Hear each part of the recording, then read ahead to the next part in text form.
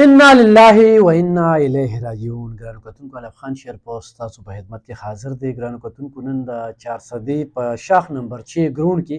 یو جنازه وه. د هغه جنازې ذکر به کوو چې هغه جلیل خان ولی حکیم سید په سعودي عرب کې خواري مزدوري کوله.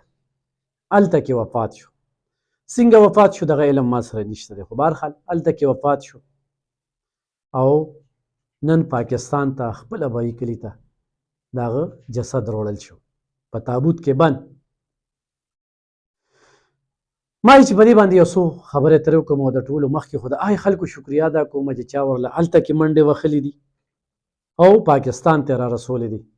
په پردیس کې چې کله مړی وشي نو د مړي روړل چې کم دی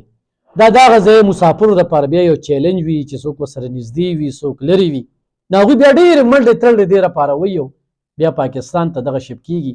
په دې کې ښه کافي روزي خوم وړي. خو زه تاسو د مسافر ژوند ښیم. ډېر مسافران، اکثریت مسافران دا د لاس ګوتې یو شانتې نه وي چې هغه زه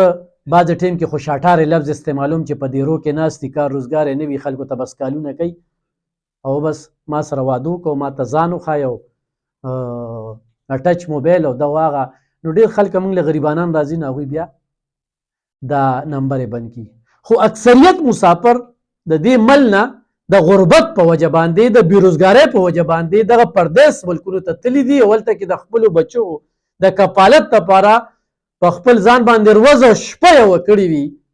او دغه مسافر خو خپلو بچو له پیسې ګټي. نو زموږ په دې ملک کې زموږ شان سوشل اکټیویست چې غریبانان ورته په ګوته کړو نو هغوی له خو هم د هغې نیمه برخه رالیږي. نو ځکه په هغوی باندې هغه ژوند د ساني چونکې مسافري ډېر ګران کار دی. یوه شپه د بچو نه بار، د مور پلار نه لرې، په کلي کې د غم وشو راتلی نه شي، په کور کې د غم وشو په ایمرجنسي حالاتو کې نه شي راتلی. د هر سړي داسې خپل روزګار وینه چې بس ارجنټ کې ورته ټیکټ میلو شي. نو اکثریت مسافر خپل مور پلار خو مو نه لیدل او په دغه پردیس کې ژوند کوي. ډېره ګرانه ده. په دغه مسافرو چې کم تشدد کیږي، کم ظلم پې کیږي، په جیلونو کې ډېر بې ګناه پراته دي. بیا بعضې جنټانو په دوکه سره لیږلي وي. موږ ته یو شمېر مسافرو کالونه کړي دي، د یو ټایم کې ما ته یاد نه راځي خو ما سره اوس هم په وټساپ کې شته. خو دغه مسافرو ته یم چې دغه ځای کې تاسو یو وړوکي شانتې کلیپ کوئ چې کوم ایجنټ را لیږلی نوم یې اخلئ، کومه وعده یې سره کړې ده، هلته کې تاسو ته هغه روزګار نه میلاویږي او تاسو په دغه فوټپاتونو باندې شپې کوئ. اوس زموږ یو کلیوال دی سعودي عرب ته تللی دی او د ډرایورۍ ویزه ده او کومه ویزه چې ده نو هغه ویزه دا قانون دی چې بل څه کار پکې نشي کولی. اوس هغه دلته ډرایوري ورځي نه، هغه باندې دلته انډیوالي هم راوړي. زه د ایجنټ اریان یم چې تا دنه انټرویو کوله نو ده سره ډرایورۍ لایسنس و نو ورسره د هغه ځای لایسنس شته او نه دې ځای شته، بل کار کولی نشي. اوس د هغه یوه لار ده چې او پاکستان ته واپس راځي او بیا به ځان له بله ویزه کوي او بیا به هلته کې ځي. نه ګلکاري کولی شي، نه لیبر کې کار کولی شي او هغه هلته کې پریشانه دی. هلته به مور پلار به دا تمه کړي چې هغه خو پیسې نه رالیږي. نو په داسې حالاتو کې بلکل هغه هم راتګ پکار دی. خو ډېرو مسافرو سره داسې دوکې وشوې چې د مجبورۍ نه ځي، هلته څاروي خرڅ کړي، په ګاڼه پیسې راوالي، قرضدارو کړي، د خپل کوروالا کالي خرڅ کړي، پردیس ته لاړ شي چې زه به خپلو بچو له څه وګټم چې هغه ښه تعلیم وکړي،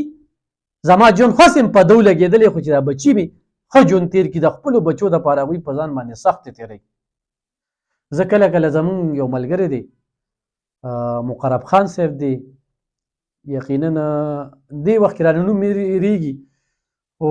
هغه چې کله د دې مسافرۍ خبرې کوي نو نوم به راته دلته کې اکرام الله مشواني صاحب لاندې ولیکي هغه نوم، هغه زما دا پروګرام ګوري نو موږ سره پروګرام کې راځي. نو هغه چې کله د مسافرۍ خبرې کوي نو هغه د زړه د سوخ ته لګوي. نو زه د هغه خبرې کینچ کوم چې موږ دلته کې څه کوو، خو دلته بچي اعلی تعلیمونه کوي، علم هم پې کوي او نور تعلیمونه هم د خپلو بچو دپاره. دغه شانتې د نورو مسافرو هم دا حال دی. خو چې کله مسافر هلته مړ شي، چت نه راپروزي یا نور داسې څه واقعه وشي نو دلته په مور پلار بیا څه تېرېږي، ولې انتظار کوي، دلته مړې نه وي او جړاګانې وي. چې هغه به راځي دې ځوان ته وګورئ که نه دا به په کوم امید تللی و د ده به کوم ارمانونه و زه به هلته مزدوري کوم او بیا به پاکستان ته ځم د انسان ژوند هسې کم دی خو مرګ له بانه نه وي نو مرګ به نه وي د دې دنیا نه هسې تګ دی خو په مخلصۍ سره او ځان کې په حقیقي معنو کې مسلماني راوستل دي خو دلته زه دا خبره کوم د حکمرانانو لپاره چې ستاسو خارجه پالیسۍ چې کوم دي نو هغه هم ټیک نه دي ستاسو دغه ملکونو سره روابط ټیک نه دي چې دلته په لکاو خلکه پاکستان پرېږدي او دغه ملکونو ته ځي نو پکار دا ده چې دغه ځای کې تاسو کوم سفیران کینولي وي نو بې خولې سفیران مه کینوئ چې هغوی سره څه ژبه وي هغوی له انګلیش ورځي هغوی له عربي ورځي ډېر خلک داسې کوي خبرې نشي کولی هغه له بیا بېل ترجمان ساتلی وي دلته په شپارستونو باندې تاسو سفیران نیسئ نو هغه به هلته کې دغه مسافرو مقدمه څنګه وچیړي نو ګرانو کتونکو دغه جلیل صاحب باندې مې خبرې کولې خو دا نورې خبرې م پکې اخمې وي راتلونکي وخت کې هغه ورځ په غورس باباجي کې د ټیلپي د مشر نه ما د مسافر حوالې سره چې کومې خبرې وکړې د هغه په ذهن کې یو خبره راغله او هغه خبره مې دلته کې ضروري غوښتله چې د مسافرو لپاره د هغه کوم سوچ و نو دا حکمرانان دوی به بس د مسافر رالېږې به دې مل ده ستاسو په پیسو باندې زمونږ ملک روان دی بلکل د هغوی په پیسو ملک روان دی خو مسافرو له تاسو څه وکړل ټول حکمرانان ګرام ګاڼه ما یو وله نه دي کړي صرف یې په هغوی باندې برید تو کړي دي دا زما چې کوم سوچ دی ډېر مسافر به و چې موږ له پلانکي ډېر څه کړي دي او دی کړي هغه کړي چې څه یې کړي نو دی له قانون پکاري دا قانون جوړ شي زباني جمع خرچ خبرې نه دلته قانون نشته بس په مایک به راشي او په تقریر کې به ودرېږي او موږ په تقریرونو دوکه کېږو په تقریرونو مه دوکه کېږي عملي کار نو زه راتلونکي وخت کې دا خلک به بیا الیکشن کوي دا سیاسي پارټۍ دوی د خپل منشور برخه چې کوم دی د مسافرو لپاره خارجه پالیسي په دې باندې کار کول د دوی لپاره اواز اوچتول دوی ته مراعات ورکول